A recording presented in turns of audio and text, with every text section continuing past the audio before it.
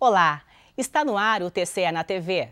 O programa traz a análise das prestações de contas dos setores públicos de cada município, cursos de capacitação para servidores e um compromisso do Tribunal de Contas com a educação. Confira os destaques desta edição. Servidores ganham mais conhecimento em contabilidade aplicada ao setor público. Corte de Contas apresentou um raio-x da educação básica do Estado. E ainda, palestra sobre o novo Código de Processo Civil traz novas regras.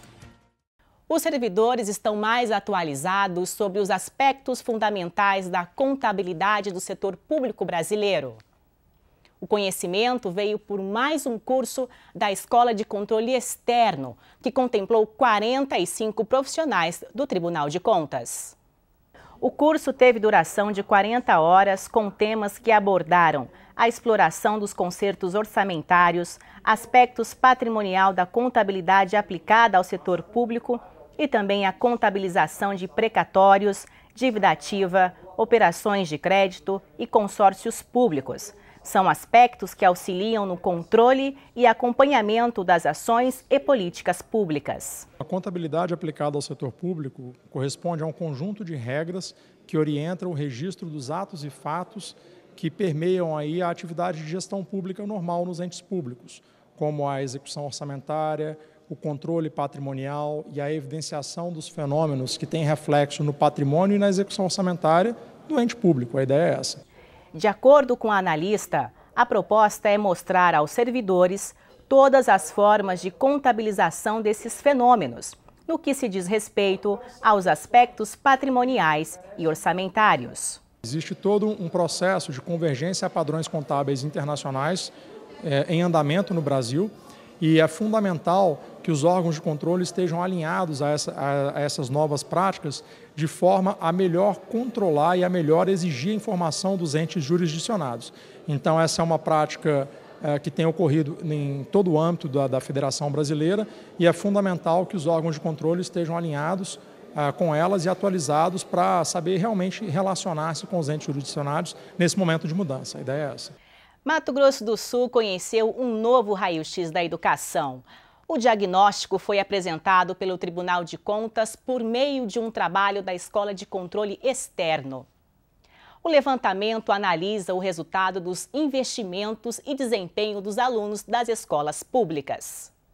O índice é fruto de um levantamento no setor da educação nos 79 municípios de Mato Grosso do Sul. O objetivo da publicação é oferecer aos conselheiros do TCE-MS, servidores, gestores públicos e à sociedade dados comparativos do IDEB com o gasto aluno-ano. Mato Grosso do Sul vai ter uma radiografia, uma fotografia da educação do seu município em relação ao IDEB, que é a qualidade da educação ofertada pelo município, mas uma coisa que a nós aqui do Tribunal de Contas é muito caro: quanto é que se gasta ou quanto é que se investe na educação desses municípios. Então, nós colocamos para cada município não só a qualidade da educação através do índice do IDEB, mas também o gasto aluno-ano. Então, nós temos o menor município gastando 4 mil por aluno ano e outro município com maior gasto, que seria o que gasta 12 mil reais aluno ano. Então, de 4 para 12, há uma grande diferença.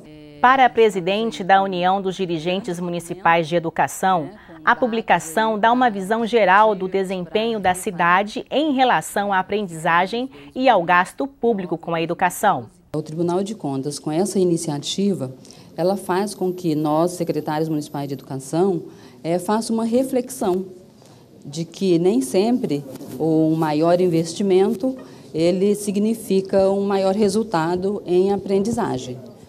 O Índice de Desenvolvimento aí da Educação Básica vem aí mostrar como estão os índices nossos aí da educação básica, tanto dos anos iniciais como ensino fundamental, especificamente da rede municipal. Então, isso nos contribui muito. Ao lado de conhecer o panorama atual do ensino básico, as informações contidas na nova publicação vão ajudar os municípios na busca de melhores resultados no futuro.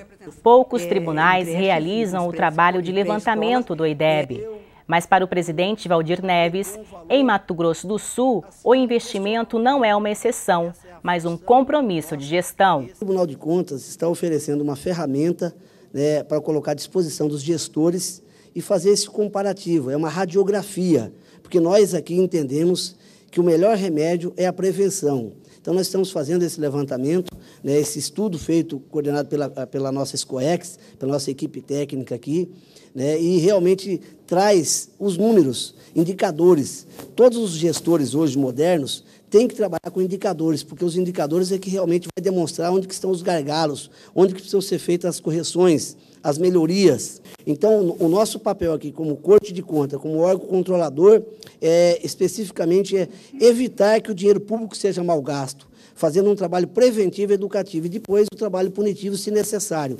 Então, nós estamos, primeiramente, fazendo, através também da SCOEX, outras, como oficinas, treinando, preparando, né, sobretudo, os técnicos do interior dos municípios, para que eles possam fazer de acordo com a lei, de acordo com da forma que a legislação exige, e na educação, especificamente, essa experiência coordenada pela SCOEX tem demonstrado que nós estamos no caminho certo.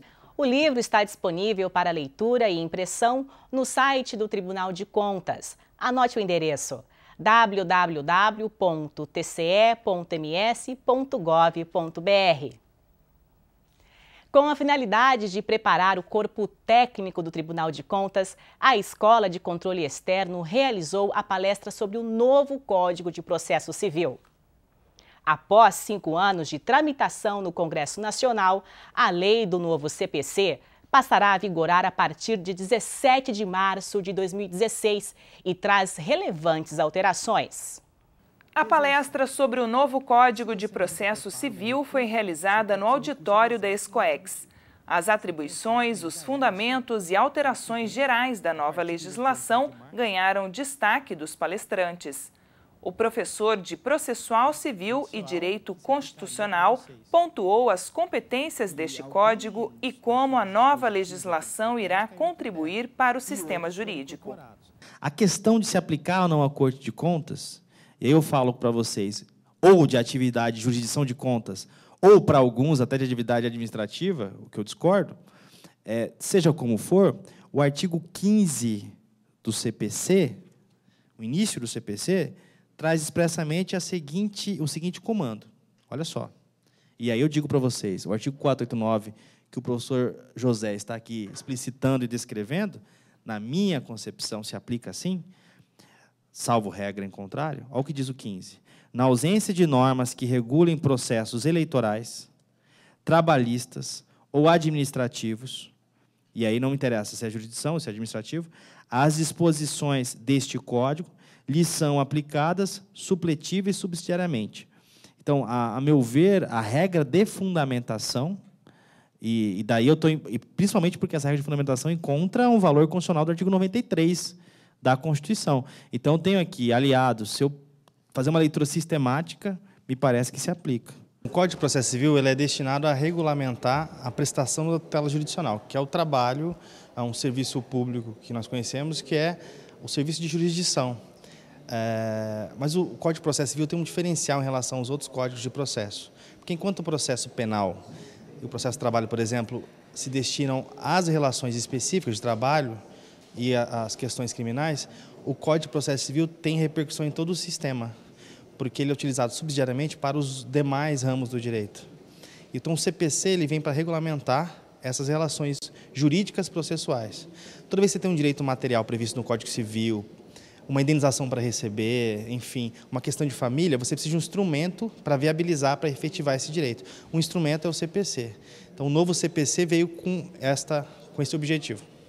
O juiz de direito José de Andrade Neto ressaltou ainda as primeiras impressões do novo código e como o conteúdo será importante para os servidores, que, atualizados sobre a nova lei, poderão aplicar na instrução de processos. É obrigatoriedade agora, em todos os processos, ter uma audiência inicial de conciliação ou mediação.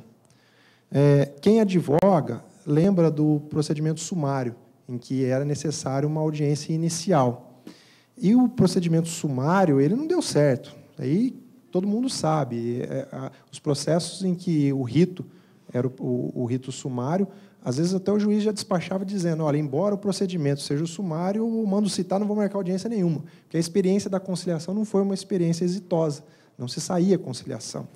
Então, esse artigo traz embutido nele uma ideia que o Poder Judiciário já abraçou há algum tempo. Nós elencamos aqueles pontos principais, aquilo que a gente entende que vai ser mais impactante no dia a dia, no caminhar de um processo, na melhora do acesso à justiça, na melhora do andamento dos processos. E nós selecionamos alguns pontos, é óbvio, é uma legislação muito extensa, não daria para falar de tudo, mas aquilo que reputamos mais importante, mais impactante. Vamos tentar trazer uma discussão sobre isso, né? Ainda não existe verdade nenhuma absoluta, é uma lei nova, precisa ser aplicada, precisa ser pensada. Então, a partir disso, a gente pretende fazer uma discussão com todo mundo, trazer algumas ideias e crescer cada vez mais. Entre as principais alterações do novo Código de Processo Civil está o fato de que todas as decisões devem ser precedidas de contraditório e ainda os juízes e tribunais deverão observar a ordem cronológica de conclusão para julgamento das causas, ter audiência obrigatória de conciliação e mediação e observar as novas regras para a fundamentação da sentença e contagem dos prazos em dias úteis. Mais informações no site www.tce.ms.gov.br. Nós ficamos por aqui. Obrigada pela sua companhia e até a próxima semana.